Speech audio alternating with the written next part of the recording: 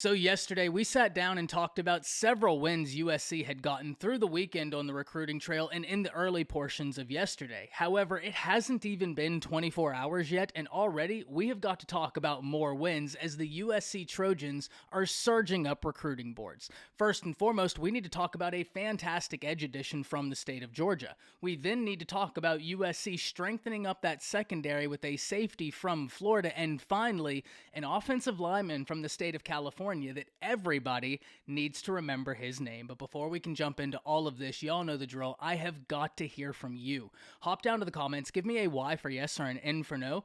Do you believe the USC Trojans and Lincoln Riley can land within the top 10 recruiting classes in the nation in the 2024 cycle? Let me know what you're thinking.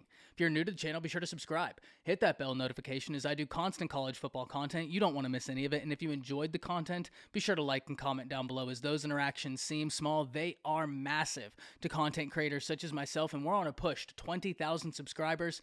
I'd love to have you a part of this unbelievable community. But having said all that, let's jump right into this. First and foremost, let's start with this edge rusher from the state of Georgia, because this is a massive win. Anytime you can get a top 100 prospect in the nation, regardless of position, you simply don't argue with it. Anytime you can go into the state of Georgia and get a top 100 national prospect, a top 15 prospect in the state of Georgia, you feel even better. And that's exactly what USC did. Kameryn Fountain is a very gifted prospect, standing 6'5.5", coming in as the number 81 player in the nation, the number 7 edge, and the number 11 prospect in the state of Georgia. And he's a two-sport athlete, excelling in both football and basketball. When you turn on the film, athleticism screams off the tape. This is the type of guy that has got a really high motor, and I can't wait to see him get into a college strength and conditioning room and really see how he continues to evolve. Several institutions were after Fountain, and this is a battle we're going to have to continue watching going forward, as that edge position is at a premium in college football right now, both in college football and when we see guys going from college football to the draft. So I'm really interested to see if any other schools look at Kameryn Fountain and try and double down, because he's so gifted, because he's a top 10 edge, and because of his prototypical size. But there is no denying this is a massive win for the Trojans and Roy Manning, because every time we start talking about USC, and I said this yesterday, and I'm not going to spend a whole lot of time on this point, but I do think it's worth mentioning. Anytime we talk about the future of USC, every conversation inevitably revolves around the defense. How do you answer those conversations? Acquire defensive talent that you think can run your scheme. They've been able to do that the past few days. It's going to be interesting to see what the rest of this cycle holds for the Trojans. But Dakota Fields, Kameryn Fountain, back-to-back days, those are massive additions. So too is the next guy we're going to talk about. Because yesterday, someone commented on the USC video I did and said, hey, you forgot to include Jarvis Boatwright. And you are 100% right. That is 1,000% on me. When I looked at Jarvis Boatwright on USC's commitment list, for whatever reason, I read his commitment date as June 4th, 2022. Good looking out. Jarvis Boatwright is a 4-star safety out the state of Florida who committed to USC this weekend, giving them more depth in that secondary, a guy that several of the Florida schools wanted, and it just reinforces the point I just talked about with Fountain. It just reinforces the point we talked about yesterday with Dakota Fields. But now we need to turn our attention to an offensive lineman that you have got to remember his name. Manasse Itete is an offensive lineman who plays his high school football in the state of California, and if we look at the national rankings, he comes in just outside the top 300, specifically at number 314 in the nation, the number 28 offensive lineman, and the number 26 player in the state of California. But I'm going to tell you right now why that's already so insane. The kid has not played football for very long at all. He is, by all accounts, still green, still learning, and has unreal upside. And even though he's this green, even though he's this new to the game of football, already he's ranked just outside the top 300 prospects in the nation. If I was a betting man, I'd say this is a guy you need to circle as someone who could rise up the recruiting boards, because inevitably the more experience he gets, the better he will become.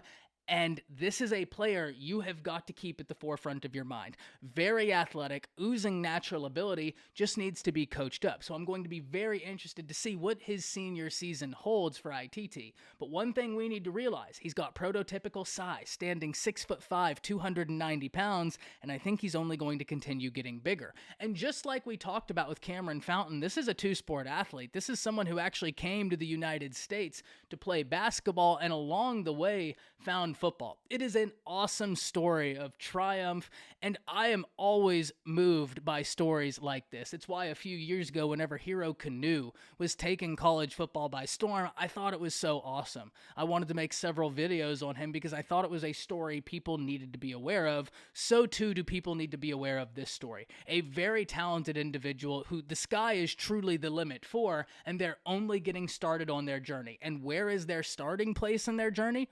Oh yeah, a 4-star blue chip prospect who is just outside the top 300 prospects in the nation, having not played football for very long. So that's why I said in the intro, this is a name we have to keep up with. Now, what does this mean for the Trojans? The addition of another 4-star offensive lineman. And we lightly talked about this yesterday with the offensive line addition that the Trojans got this weekend.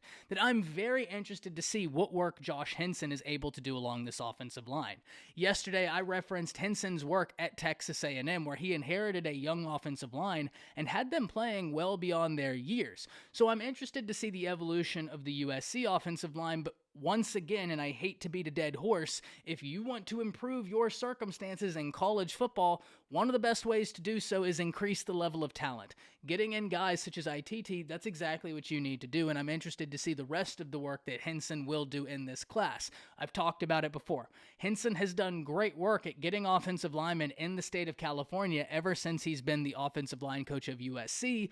Will he be able to keep Brandon Baker home? Several teams already seem like they're in a good position, but could USC make up ground? Something we need to watch. And before we get out of here, we now need to take a step back and ask ourselves what these fantastic additions mean for the USC class as a whole. And for USC, they now find themselves as a top 20 recruiting class in the nation, one of just a few that can boast top 20 status with less than 10 prospects. Of that club, USC joins South Carolina, who ranks number 10 in the nation with 9 commits and an average recruit rank of 92.95. Alabama ranking 12 in the nation with 8 commits and an average recruit ranking of 94.11. You have Florida at 13 with 8 commits and an average recruit rank of 94.04. You have Clemson ranked 17 with 9 commits with an average recruit rank of 90.72, and the Tigers got a huge addition yesterday in Sammy Brown, something we talked about earlier. If you want to go check out that video, please do so. And then finally, we have USC, ranked 20 in the nation with 8 prospects and a 91.36 average. And what does that mean for USC as we really head into the meat of the summer months? This is exactly where you want to be. You have got a strong foundation to your recruiting class with nothing but time and opportunity in front of you. And look, USC looks to be poised for another successful season. How successful remains to be seen, but winning football games can help you win recruiting battles. And if USC is recruiting like this now, if they can go out there and show improvement on the football field, will help them win even more battles because it will give them even more legitimacy in the eyes of these prospects right before their massive move. But I can't wait to hear from all of you. Hop down to the comments, let me know what you're thinking. That's it. See you.